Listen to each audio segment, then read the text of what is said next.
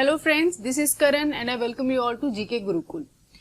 Lucent की जो हमारी पॉलिटी की सीरीज चल रही है, इसमें आज जो हमारा नेक्स्ट चैप्टर है वो है इलेक्शन और इलेक्शन कमीशन। देखो, दुनिया भर में free and fair election conduct करवाने के लिए कॉन्स्टिट्यूशन के द्वारा एक बॉडी हमें इसके लिए स्थापित की गई है, जिसका नाम है इलेक्शन कमीशन, और ये आर्टिकल 324 के तहत रजिस्टर्ड है।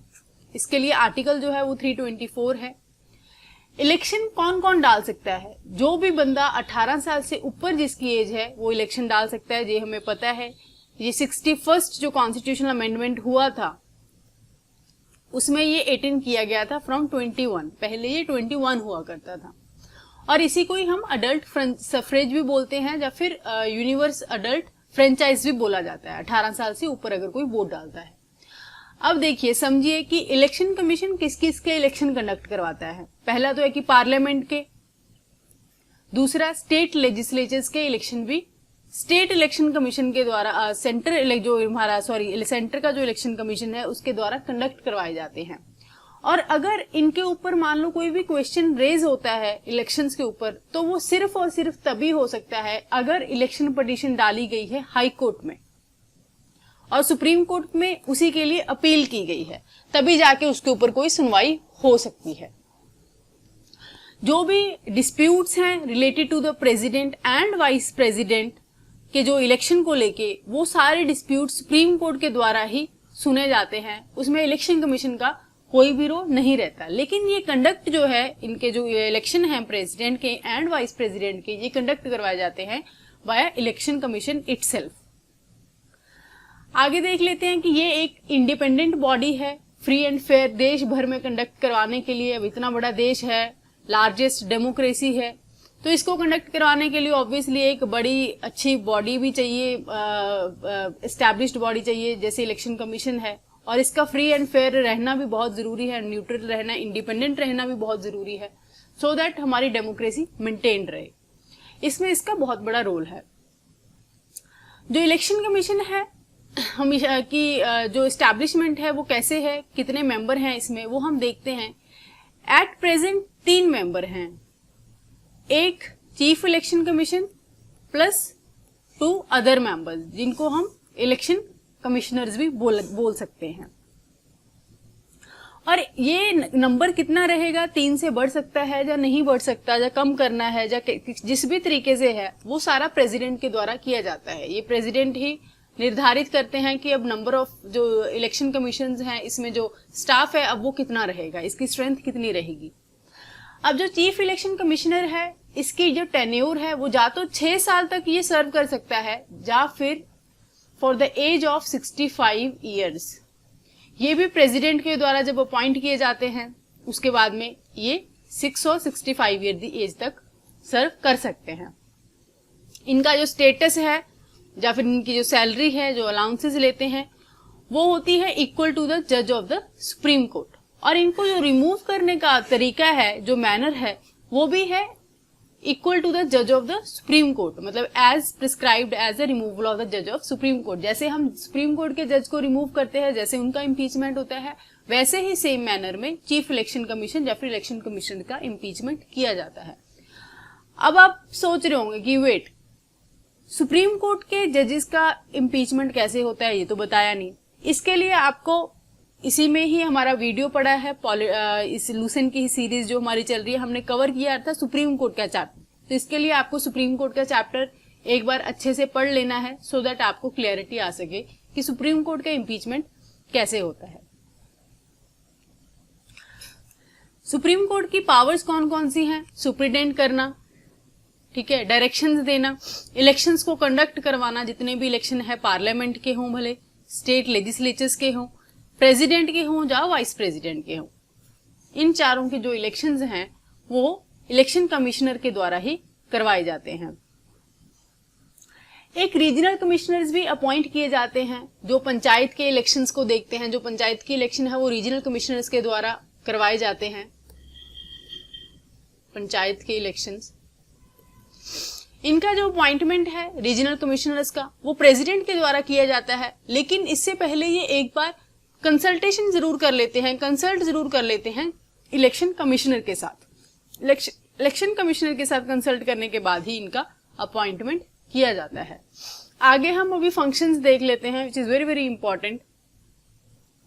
इनका मेन फंक्शन देखो यही होता है कि इलेक्टोरल जो रोल है उसको प्रिपेयर करें। जैसे हमारी जब इलेक्शन होता होगा, आपने देखा होगा, कभी इलेक्शन डाला भी होगा, जैसे एमपी के इलेक्शन होते हैं या एमएलए के इलेक्शन होते हैं, तो पहले एक वोटर सूची निकलती है, उस सूची को मेंटेन करना, किस किस का नाम है उसके ऊपर, या फिर कोई नया रजिस्ट्रेशन करना है, अगर किसी नए बंदे का रजिस्ट्रेशन हमें करवाना है जो अभी 18 साल के ऊपर हुआ है, या फिर कोई मैरिज करके किसी और जगह में आया है, या किसी ने अपनी प्लेस परमानेंटली चेंज कर लिया है, तो उस केस में उनको रजिस्टर करना और उनका रजिस्ट्रेशन को दोबारा से बना के देना, या फिर किसी के वोट को कैंसिल करना, ये सब सारे जो काम है जो हम जनरली देखते हैं वो इलेक्शन कमीशन के द्वारा किए जाते हैं। उसके बाद में डीलिमिटेशन ऑफ द जो कॉन्स्टिट्यूएंसीज हैं, मतलब कि जैसे अभी जम्मू कश्मीर है, जम्मू कश्मीर अभी हमने 370 के बाद लैप्स होने के बाद ये भारत का कंप्लीटली संपूर्ण तरीके से हिस्सा हो गया है, यूनियन टेरिटरी में डिवाइड हो गया है। अब इसमें कहां तक कौन कौन से एरिया तक एक एमएलए चूज किया जाएगा, कहां तक कितने एरिया तक एक एमपी होगा, ये सारी जो चीजें हैं इसको बोलते हैं डीलिमिटेशन, कि कितना एरिया कितने एक एमएलए की कॉन्स्टिट्यूएंसी के अंडर आएगा, कितना एक एमएलए की कॉन्स्टिट्यूएंसी के अंडर आएगा। ये सब चीजें जो है डीलिमिटेशन कमीशन के तहत की जाती हैं, इसको बोला जाता है डीलिमिटेशन। उसके बाद में पार्टी को किसी भी पार्टी को, नई पार्टी को रिकॉग्निशन देना, ठीक है, उसको सिंबल्स अलॉट करना, ये बहुत इंपॉर्टेंट है, यूपीएससी ने ऑलरेडी पूछ लिया है। उसके बाद में जो इलेक्शन कमीशन का मेन काम होता है, ये भी यूपीएससी ने बहुत पहले एक बार पूछ दिया है, कि जो डेट्स होती हैं कि इलेक्शन कब होंगी, ये कौन बनाता है। ऑप्शन में ऐसे कंफ्यूज कर देते हैं कि पार्लियामेंट बनाता है, प्रेसिडेंट बनाता है, इलेक्शन कमीशन।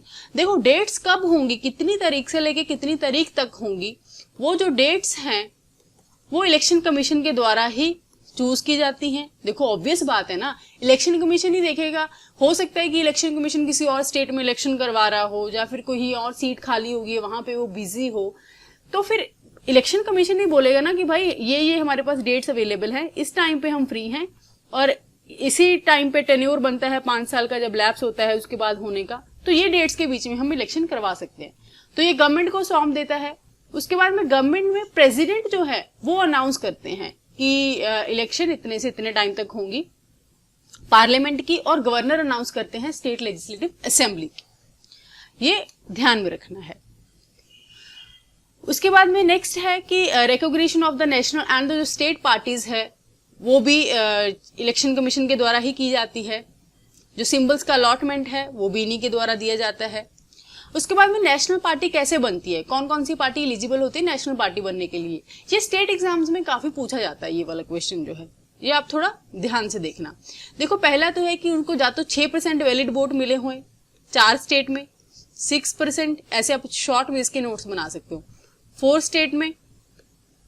स्टेट्स में वैलिड वोट हो उनको मिले हुए, या फिर वो 4 सीट्स जीत गए हों किसी भी एक स्टेट में, एनी ऑफ द स्टेट और स्टेट्स, या फिर एक स्टेट में, या फिर और मोर स्टेट में, या फिर ज्यादा स्टेट में। उसके बाद में नेक्स्ट है कि वो 2% उनको जो वोटिंग है, 2% जो सीट्स हैं, टोटल सीट्स जो हैं वो उन्होंने जीत ली हो, उनको अलॉट हो गई हो, ठीक है, out of the total number of seats of the parliament. Next आता है पॉलिटिकल पार्टी कैसे रिकॉग्नाइज होती है इन द स्टेट्स, मतलब स्टेट पार्टी में state party as a state party कैसे रिकॉग्नाइज करते हैं। इसके लिए ये क्राइटेरिया है 6% वैलिड वोट होना चाहिए, ठीक है, किसी भी स्टेट लेजिस्लेटिव असेंबली में कम से कम 2 सीटें उसने जीती हो स्टेट लेजिस्लेटिव असेंबली में, या फिर 3% टोटल नंबर ऑफ सीट जो है स्टेट लेजिस्लेटिव असेंबली का वो उसके पास में हो।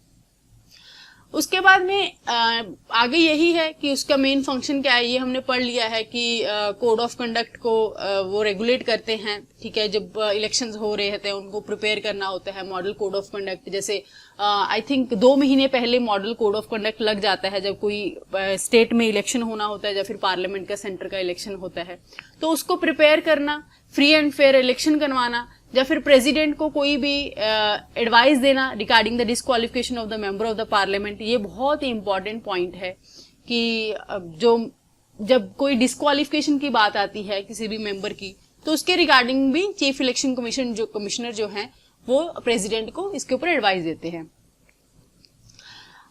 फिर इलेक्शन जो ऑफिसर्स हैं वो जो डिस्प्यूट्स के कंसर्निंग डिस्प्यूट्स को देखते हैं, उनका अपॉइंटमेंट करते हैं।